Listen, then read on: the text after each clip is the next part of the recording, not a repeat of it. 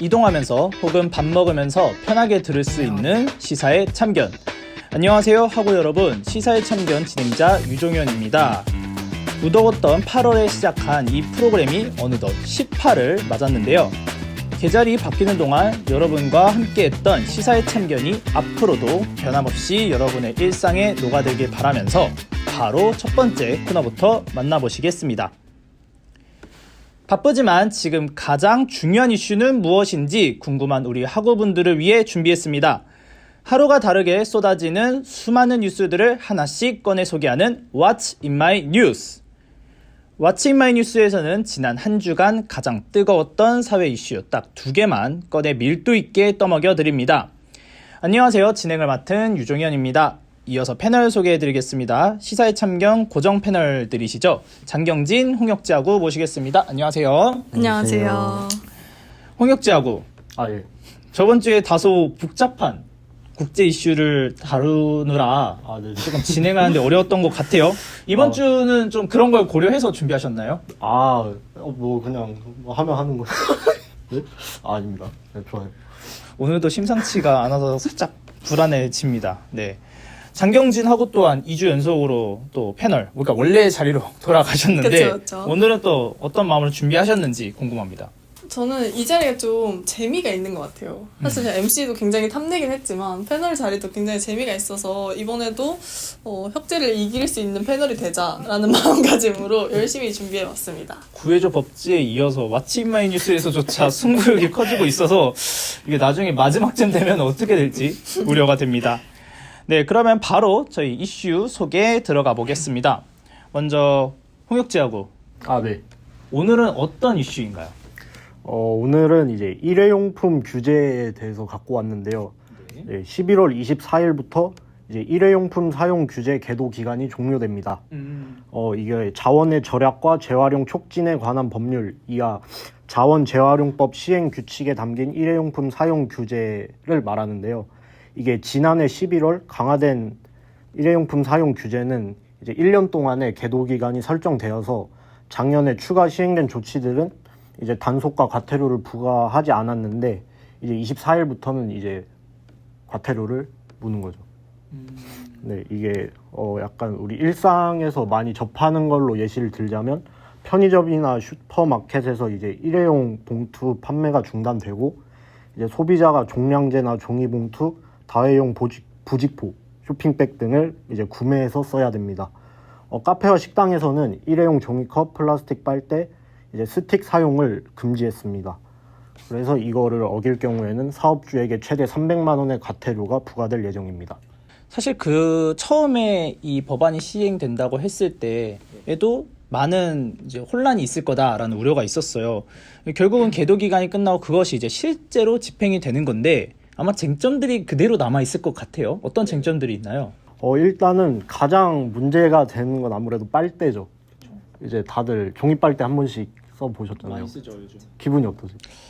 아무래도 뭐 커피를 빨리 드시는 분도 있지만 사실 천천히 드시는 분들도 많거든요. 아이스기도 하고. 그랬을 때 조금 사용을 오래 할수록 불편한 감이 없지 않아 있는 것 같습니다. 예, 실제로 뭐 그런 것도 있지만 비용 측면에서도 플라스틱 빨대는 개당 10원 정도로 판매를 하고 있지만 이제 종이 빨대는 개당 35원에서 45원으로 이제 한 3-4배 정도의 가격의 차이가 났고요. 이제 일반 비닐봉지의 경우에도 종이봉투는 이제 일반 봉지의 2.5배, 그리고 친환경 봉투는 3배 정도 비싸가지고 대기업 같은 곳에서는 이제 큰 타격이 없겠지만 이제 작게 운영하시는 뭐 막 아메리카노 막 1,900원에 파시는 뭐 그런 카페에서는 충분히 타격이 있을 수 있다를 말씀드리고 싶고요. 환경부에서는 어떠한 입장인가요, 지금? 환경부에서는 이제 뭐 이제 빨대 같은 것도 문제가 되지만 이제 일회용 컵 보증금제라는 제도가 있거든요. 이게 원래는 작년 6월에 이제 법대로 하면 작년 6월 10일에 전국적으로 시행이 됐어야 됐는데 이때 막 소상공인의 부담 등을 이유로 이제 그게 미뤄졌고 이제 원래는 전국에서 시행이 됐어야 됐는데 세종이랑 제주만 이렇게 시행이 됐어요. 또 제가 제주. 그쵸. 그쵸. 그래서 저는 이 현장에 실제로 있었잖아요. 네. 그러면서 딱 그때 체감을 한 게 이게 딱 시행이 될 무렵에 네. 진짜로 완전 크게 저희끼리도 막 얘기가 엄청 많았어요. 왜냐하면 이 보증금 제도를 설명드리자면 이제 일회용 컵을 이제 300원을 주고 구매를 하고 만약 이걸 반납할 시에 그 보증금을 돌려받는 걸 이제 보증금 컵 제도라고 하는데 근데 막상 이게 회수율이 많지 않았어요. 당장 예, 실제로 이게 시행 당시에 이제 회수율이 10%대였어요. 20%를 채 넘기지 못했습니다. 네. 그러다가 이제 점차 이렇게 협상을 계속 하면서 최근에는 이제 거의 1년이 지났잖아요. 최근에는 이제 이게 70%를 넘으면서 점차 안정화 단계를 이제 유지해 나가고 있었는데 여기서 이제 환경부가 다시 입장을 틀어가지고 원래는 이걸 전국적으로 시행을 하려고 했잖아요. 이걸 이제 지방자치단체에서 이제 알아서 시행을 해라. 그래서 이 말은 즉슨 그냥 이게 전국적으로 하려던 걸 이제 너네 맘대로 해라 해가지고 만약에 이렇게 되면은 사실 지금 안 하고 있는 지역 같은 경우에는 이걸 갑자기 시도할 이유가 없잖아요. 그쵸. 그래서 이제 여론도 그렇고 사실상 이 보증금컵 제도가 이제 아예 사라진 단계다라고 해서 이거를 애초에 그 예비 시행 단계를 겪은 이제 세종과 제주에서는 이거 반발이 엄청 심하죠. 왜냐하면 결국 저희 지방의 의원들이랑 협상을 해가지고 결국은 형평성 개선이라는 조건을 내걸고 이렇게 시행을 해준 건데 갑자기 이제 국가에서 이걸 지방 맘대로 하라고 사실상 이걸 폐지하게 된다면 이제 형평성을 필두로 협상을 했었던 이제 소상공인들이 그대로 피해를 받는 거죠.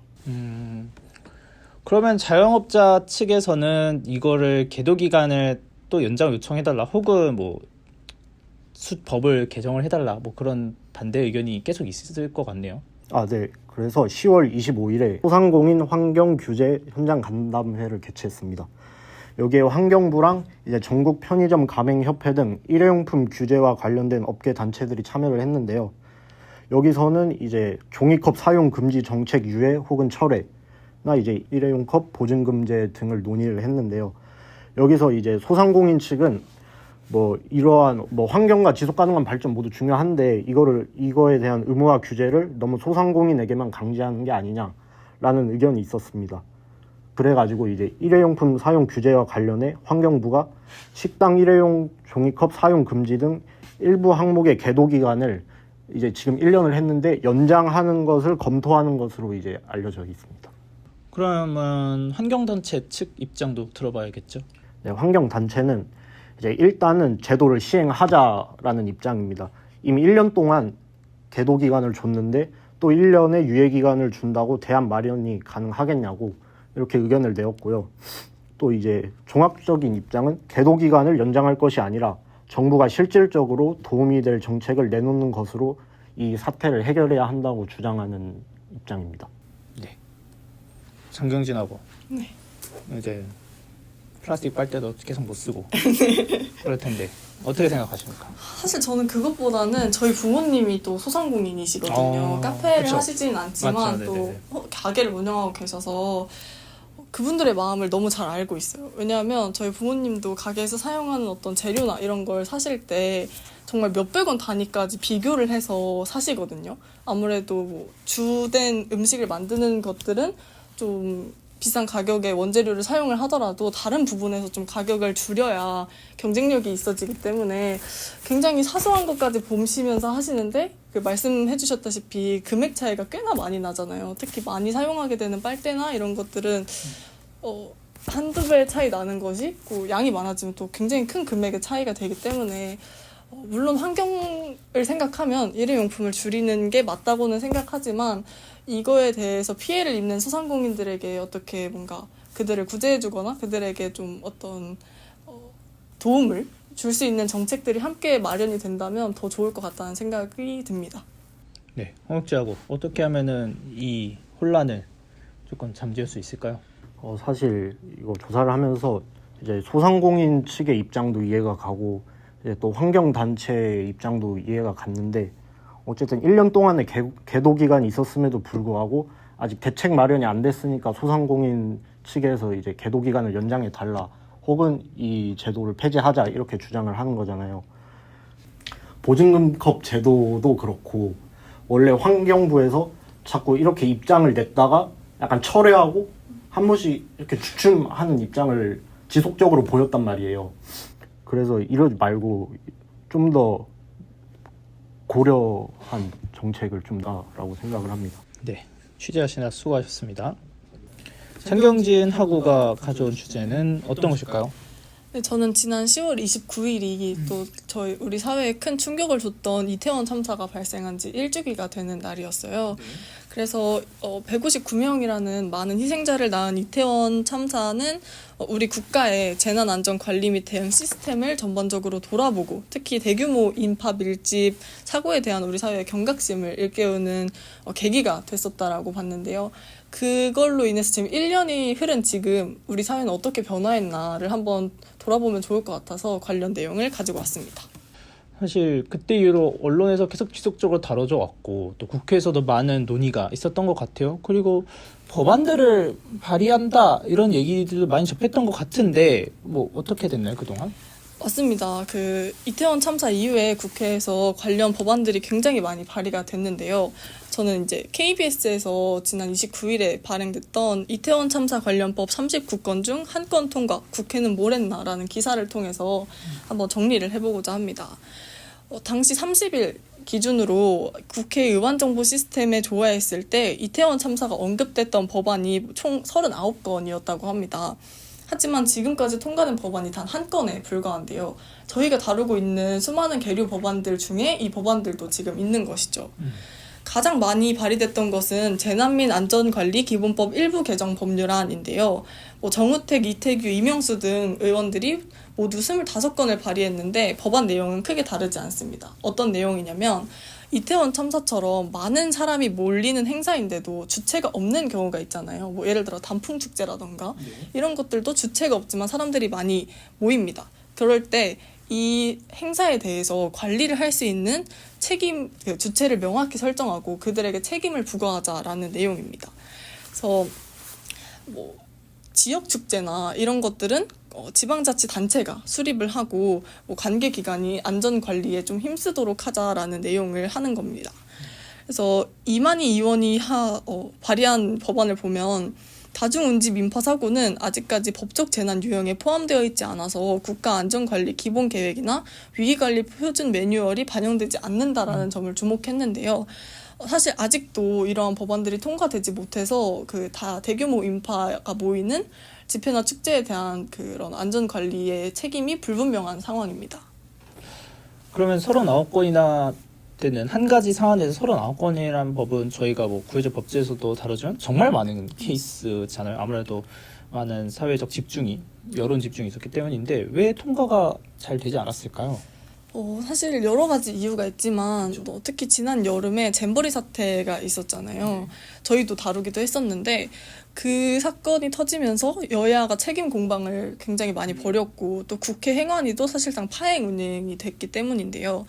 행안위가 지난 2월에 소위에서 개정안들을 상정해 놓은 뒤에 아무 논의도 하지 않다가 지난달 관련 법안 22건을 급하게 병합해 심사한 뒤에 위원회 대안을 마련한 상태입니다. 관련 법안이 대부분 지난해 연말에 발의됐다는 점을 감안하면 상정 이후 소위 심사까지 반년이 더 걸렸다고 볼 수 있는 것입니다. 이렇게 어렵사리 위원회 대안이 나오기는 했는데 또 이에 마저도 우려가 계속 지속되고 있는데요.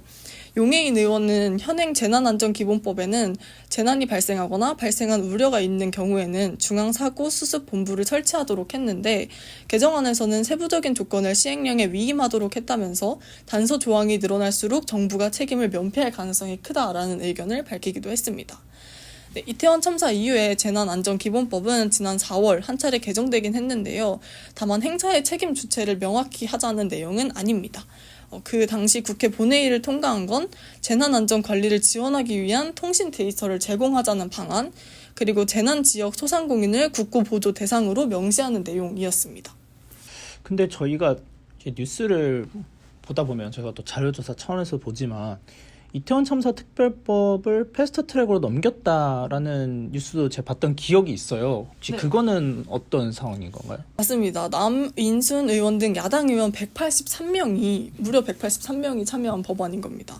지난 4월에 공동 발의한 12구 이태원 참사 피해자 권리 보장과 진상 규명 및 재발 방지를 위한 특별 법안, 줄여서 이태원 참사 특별법이라고 하는데요. 지난 8월에 행안위를 통과한 뒤에 지금 현재 법사위에 머물러 있는 상태입니다. 야당은 여당이 위원장을 맡고 있는 법사위를 통과하기 위해서 국회 본회의에서 이태원 참사 특별법을 신속 처리하는 그 패스트트랙 방법으로 지정하는 안을 통과시켰는데요. 이태원 특별법이 이렇게 패스트트랙을 타기는 했지만 사실 상임위에서도 180일, 법사위에서도 90일, 본회의 60일 이내에 상정이라는 절차를 거쳐야 합니다. 저희가 지난 시간에 말씀드렸었던 방송법 개정이나 이런 것들도 뭐 본회의 60일 이내에 상정이 되지 않아서 또 일어난 문제였거든요. 그래서 이렇게 이것들을 지나치는 과정도 굉장히 힘들 것으로 예상된다고 보고 있는 것입니다. 이러한 이태원 참사 특별법의 핵심 내용을 말씀드리자면 크게 두 가지가 있는데, 이태원 참사의 진상 규명과 재발 방지를 위한 특별조사위원회를 구성하자는 것이 한 가지고, 두 번째는 피해 구제 심의위원회를 통해서 피해자들의 일상 회복을 돕도록 하자는 내용인데요. 이에 대해서도 현재 여야의 시야가 굉장히 극명하게 갈립니다. 민주당의 이재명 대표는 29일 이태원 참사 1주기 추도식에서 특별법의 신속한 통과로 진실을 밝히고 책임을 묻고 다시는 이런 일이 재발되지 않도록 하겠다고 다짐하는 발언을 했는데요. 반면 국민의힘은 야당의 특별법 추진이 이태원 참사를 총선용 이슈로 키우는 수순일 뿐이라며 반박을 하고 있습니다. 네. 홍학재하고는 1년 동안 이 사건 쭉 지켜봤는데 어떤 생각이 드셨나요? 일단 저도 이제 저희 구해줘 법制하다 보면 이제 계류 법안 조사를 하는데, 그때마다 계속 보이는 기사가 이제 이태원 참사 관련한 법안들이 계속해서 계류되어 있다라는 기사를 되게 많이 봤었는데, 이제 말이 그렇게 많이 오고 갔음에도 불구하고 아직도 처리가 된 법안이 한 건밖에 없다는 게 다시 한번 좀 놀랍고, 이게 그렇습니다. 네. 장경진하고 마무리 부탁드리겠습니다. 네, 저는 사실 이번에도 기사가 한창 많이 떴던 게 이태원 유족들을 치료하기 위한 어떤 심리 상담이나 이런 것들을 지원하는 프로그램을 정부에서 추진을 하고 있었는데 전액 삭감이 됐다고 하더라고요, 예산이. 그런 걸 보면 사실 이런 법안이 마련이 되어서 피해자들의 일상 회복을 돕고 이런 것들을 의무적으로 실시할 수 있게끔 빠르게 만들어줘야 하지 않을까라는 생각이 듭니다. 네, 조사하느라 수고하셨습니다. 오늘 저희가 꺼내드린 뉴스는 여기까지입니다. 이번 주도 바쁘신 와중에 이슈 정리해주신 두 분께 다시 한번 감사하다는 말씀을 드립니다. 네, 그럼 저희가 이번 주 준비한 이슈들은 여기까지였고요. 여러분들에게 유익한 시간이 되었기를 바랍니다. 이번 주 왓츠인마이 뉴스는 여기서 마무리하도록 하겠습니다. 바로 또 뒤에 구해줘 법지가 있으니까 해당 영상까지 많이 봐주시면 감사하겠습니다. 다음 주에 다시 뵙겠습니다. 감사합니다. 감사합니다.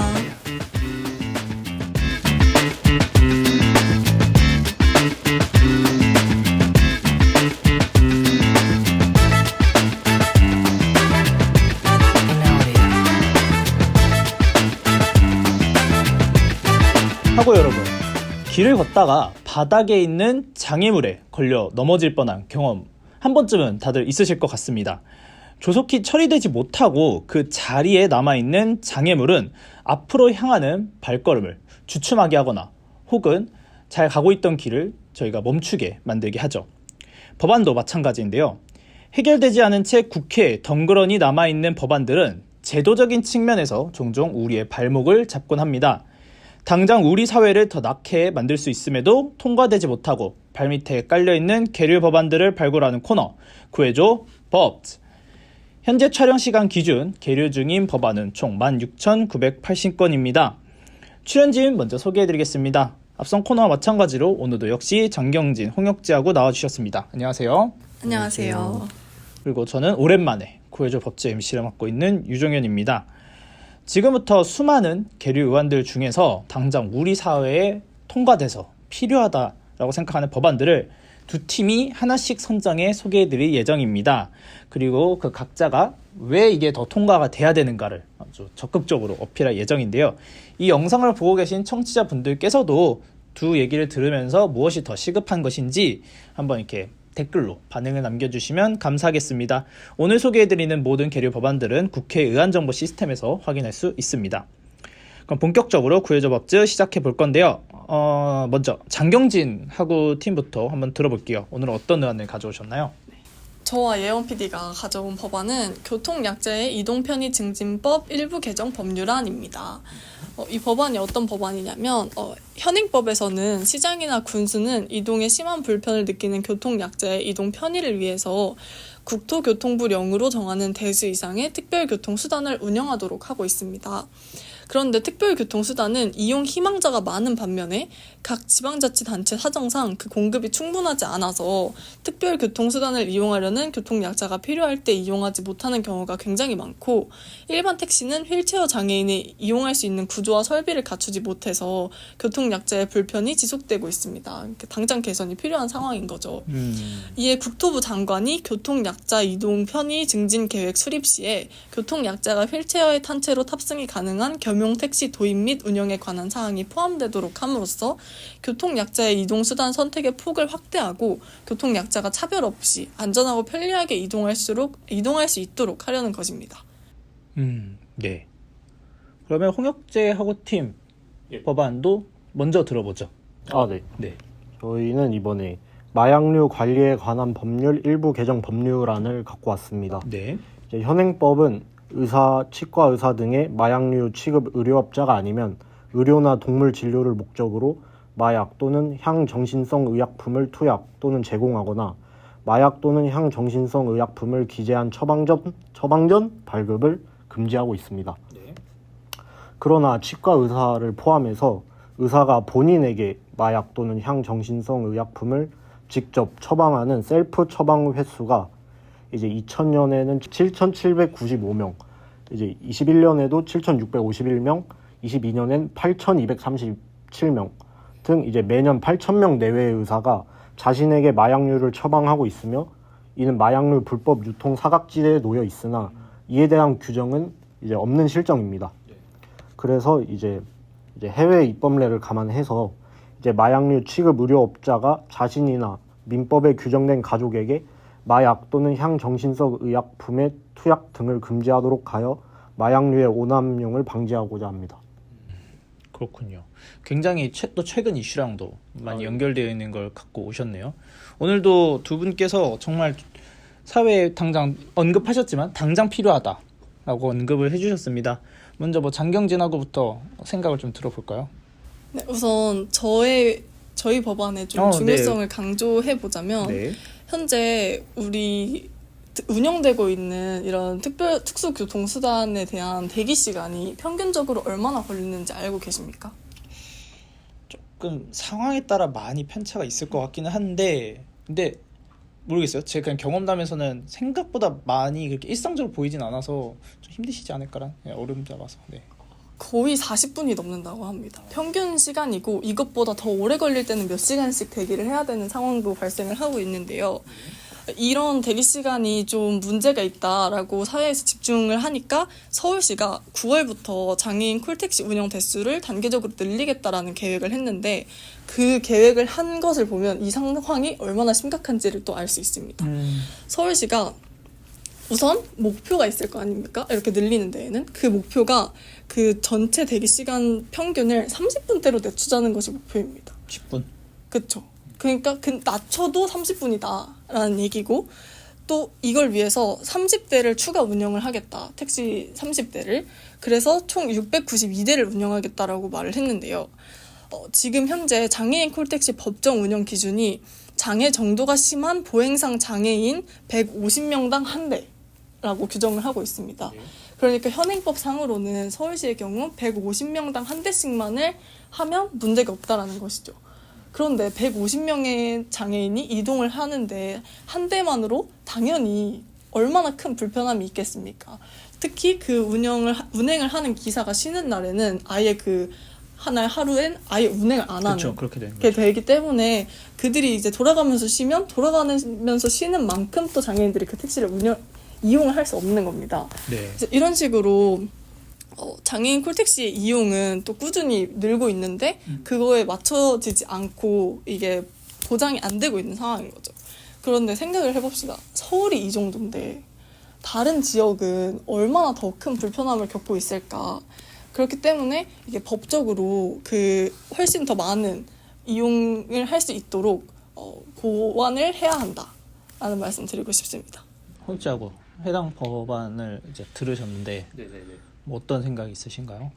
그래도 진짜 안타까운 상황이긴 하지만 그래도 뭔가 하려고 하는 뭔가 추가도 하고 이러고 살짝 긍정적인 것 같아요. 필요하다고 느끼신다. 네, 왜냐하면 저희 법안 같은 경우에는 아예 그러한 법안 자체가 없기 때문에 네, 그리고 또 이제 해당 법안에 대해서 좀만 더 말씀을 드리자면 예. 아까 특별 교통 수단이라고 하셨잖아요. 그게 지금 있긴 한데 이제 그거 말고 이제 겸용 택시를 이제 도입을 하자라는 그런 말씀으로 알아들었는데 그거와 같은 경우에는 이제 그러면 이제 일반 승객이 탑승하는 그런 대형 택시들을 이제 개조를 해가지고 이제 겸용 택시를 만들자 이런 건데 사실 그렇게 되면은 이제 아무래도 일반 승객이 탈 수 있는 공간은 줄어들게 되어서 이제 휠체어를 탑승하지 않는 승객의 입장에서는 이제 이용이 불편하다고 느낄 여지가 있습니다. 그래서 이제 일반 승객의 이용률이 감소할 가능성이 있어서 이게 택시 운송 사업자의 입장에서는 자기도 어쨌든 이익을 추구하는 입장이기 때문에 이제 겸용 택시 도입에 적극적이지 않을 가능성이 있어서 아무래도 이제 겸용 택시를 이렇게 새로 만들다기보다는 아예 특별 교통 수단을 더 늘리는 방향이 좀 더 적합하지 않을까라는 생각이 듭니다. 늘리는 것도 당연히 시행이 되어야 하는 것은 맞지만 그 부분에 대해서는 지금 현재 추진하고 있는 사업이 있고 점차 더 늘어날 수 있다고 생각을 합니다. 하지만 그게 아무리 늘어난다고 한들 장애인들이 그 택시만 이용을 할 수 있다면 그 수요가 완벽하게 충족될 수는 없다고 생각합니다. 그렇기 때문에 현재 많이 있는 택시들, 일반 택시들도 장애인들이 좀 원활히 이용할 수 있도록 하자라는 게 이 법안의 핵심이기 때문에 저는 이 법안이 꼭 필요하다고 생각을 하고요. 다음으로 이제 관련 법안에 대해서 말씀드리면 제가 관련 기사를 읽었는데 아마 서울경제에서 나온 기사인가 그랬던 것 같아요. 거기서 의협 관계자가 인터뷰한 내용을 보니까 이건 너무 급진적인 처사다. 그러니까 아예 의사에게 본인에 대한 그런 처방을 못 내리게 하는 거잖아요. 본인 그리고 본인을 포함한 가족.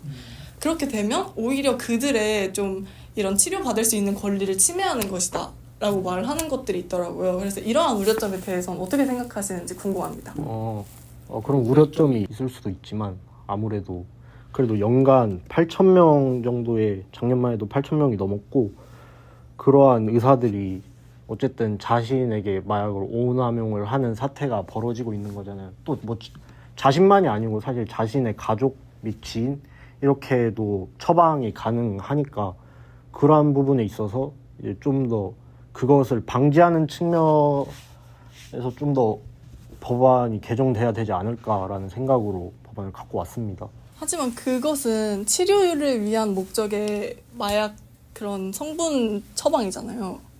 그런데 그것이 범죄에 오남용 된다라는 어떤 확실한 통계가 있다거나 그런 확증이 있을 시에는 좀 그런 걸 고려해 볼 수 있겠지만 그게 아니라 그 8,000명의 사람들이 진짜 그 범죄를 위해서 모두가 그렇게 한 건지 아니면 그냥 진짜 치료 목적으로 내가 의사인데 굳이 내 가족을 다른 의사에게 보낼 필요는 없지 않습니까? 그런 사례도 있을 것 같은데 그 비율은 알고 계신가요?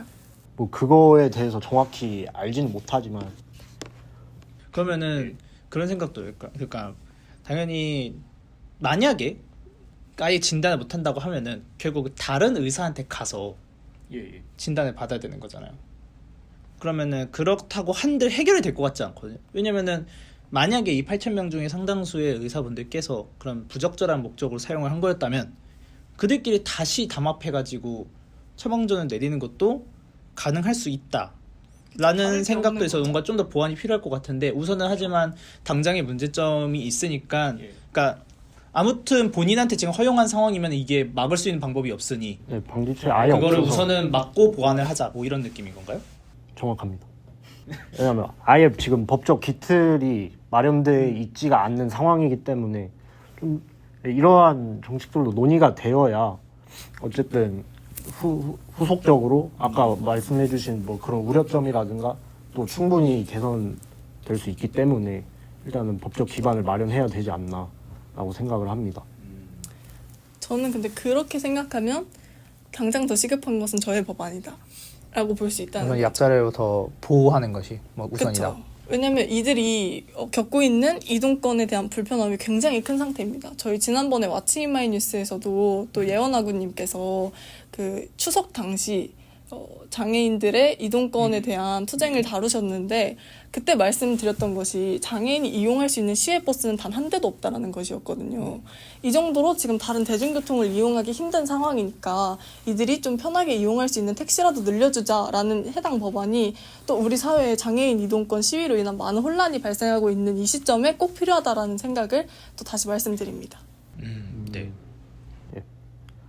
아무래도 택시를 이제 국가에서 운영하는 건 아니지 않습니까? 그래서 약간 민간 사업장의 경우에는 아무래도 이제 약간 이익을 아무래도 추구를 하는데 이게 제가 관련해서 좀 찾아본 결과 특별 교통 수단의 경우에는 이제 요금적인 측면에서 이제 5km 이내에는 이제 1,500원으로 운영을 하거든요. 근데 만약에 이게 겸용 택시로 이제 민간에서 운영할 경우에는 이제 비용적인 측면도 상당히 지금 아까 특별 교통 수단보다 되게 엄청나게 뛰는 상황이기 때문에 이게 과연 이제 수요와 공급 측면에서 이게 적절히 맞물릴 수 있을지 현실적으로. 그러면은 요즘 택시 어플할 때 사실은 그거를 많이 최근에 도입한 거 아니에요? 코로나 이후에 이제 택시 수요를 이제 뭐 이렇게 높이자 이런 관련해서 블라인드로 이 사람이 어디까지 가는지를 기사가 확인하지 못하게 하는 제도가 있지 않습니까? 그러니까 무조건 승낙을 왜냐면 거절하는 사례가 요즘 있다 이러면서 그러면은 이 분이 어차피 겸용이라면은 두 분 다 태울 수 있는 거 아닙니까? 비장애인과 장애인 두 분을 모두. 그러면은 블라인드로 하면은 그것은 기사분이 만약 그런 의도가 있다 한데 방지할 수 있지 않을까? 만약 그런 것이 보완된다면. 그리고 저는 또 생각하는 게 사실 현재도 특수 교통수단을 운영하시는 분들에 대해서는 보조금이 나오는 걸로 저는 알고 있는데 마찬가지로 겸용 택시를 만들더라도 만약에 그분이 어떤 장애인 분을 태우거나 했을 때 정부 측에서 보조금을 지원해주는 방안으로 가면 어떨까. 왜냐면 말씀해주신 대로 상업적인 것에 대한 좀 불안함이 있다면 이런 것도 또 하나의 방법이 될 수 있다라는 생각을 하면서 특히 이런 법안이 마련될 때는 당연히 그쪽에 대한 논의가 이뤄질 수밖에 없기 때문에 네. 이 법안이 또 통과되는 과정에서 또 이렇게 보완이 되고 수정이 될 거라고 저는 생각을 하기 때문에 그렇게 걱정하시는 부분은 충분히 해결할 수 있는 문제다라고 말씀드리고 싶습니다. 네. 오늘은 어떤 때보다 법안을 서로 약간 조금 보완해야 될 부분을 서로 잘 지적해 주신 것 같고 그 부분에 대해서도 좀 개인만 발제자 분들의 생각도 들어볼 수 있어서 좋았던 것 같습니다. 마지막으로 한 번씩 또 주장 또 필요성을 강조해 볼 필요가 있을 것 같은데 홍혁재하고 먼저 법안을 설명해 주시죠. 아무래도 요즘 마약 관련해서 되게 많은 이슈들이 생겨나고 있는데 뭐 사실 이럴 때 약간 그러한 분들의 경우에는 되게 뭔가 조치가 많이 이루어지고 있는 반면에 이렇게 불법 유통 사각지대에 놓여 있는 사람들의 경우에는 이제 처벌하기가 매우 어렵단 말입니다. 그래가지고 이런 법들을 우선적으로 검토를 하고 처리를 해야 아무래도 기반이 마련되지 않을까라고 생각을 합니다. 장영진하고 네, 저는 개인적인 일로 우리 학교에 간할직이라는 장애인분들 동아리가 있는데 그분 회장님을 만날 수 있는 기회가 있었습니다. 네. 근데 그때 당시에 그분이 이동을 하셔야 되는 상황이었는데 그 택시를 잡는 게 1시간이 넘도록 안 잡혀서 굉장히 좀 힘들어 하셨던 것을 목격한 경험이 있어서 장애인들이 이용하는 택시가 얼마나 지금 부족한지를 또 실감을 할 수 있었는데요. 하루빨리 이러한 법안이 마련이 되어서 장애인의 이동권을 더 보장할 수 있는 사회가 되었으면 좋겠습니다. 네. 청취자분들 잘 들으셨나요? 오늘도 아주 가치 있는 법안들을 저희가 의미 있게 나눠봤던 것 같습니다. 청취자분들께서 이 두 법안 중 무엇이 더 빨리 통과됐으면 좋겠다, 혹은 이 법안은 이런 식으로 조금 보완책이 필요할 것 같다, 나는 반대한다, 이런 자유롭게 의견을 댓글로 남겨주시면 감사하겠습니다. 이것으로 이번 주 구해줘 법즈 마치도록 하겠습니다. 감사합니다. 감사합니다. 네, 그럼 저희 프로그램도 이제 끝날 시간인데요. 오랜만에 또 이렇게 이 세 명이 완벽하게 한 프로그램을 진행한 게 오랜만이에요. 소감 한번 좀 들어보고 싶은데 장경진하고 먼저. 네. 네, 우선 사실 지난주에 저희 또 혁재하고와 둘이 구해줘 법즈를 진행을 했었는데 뭔가 진행도 저희가 하고 막 싸우다가 진행하고 이러니까 저희끼리 좀 북치고 장구치는 느낌이 났었는데 아무래도 이렇게 중심을 잡아주시니까 또 편안하게 진행할 수 있었던 것 같아서 좋습니다. 네, 홍육지하고. 오랜만에 이렇게 하니까 재밌네요. 재밌고 네. 아주 보람찹니다. 두 분 다 오늘 시사회 참견 진행해 주시느라 수고했습니다. 네. 네, 좋습니다. 아쉽게도 저는 이번 주 촬영을 끝으로 시사회 참견을 떠나게 됐습니다. 뭐 사실 처음 진행할 때부터 저 이제 장경진하고 한번 프로그램 때 끝물 표현을 써준 것처럼 저희 시간이 얼마 남지 않았기 때문인데요.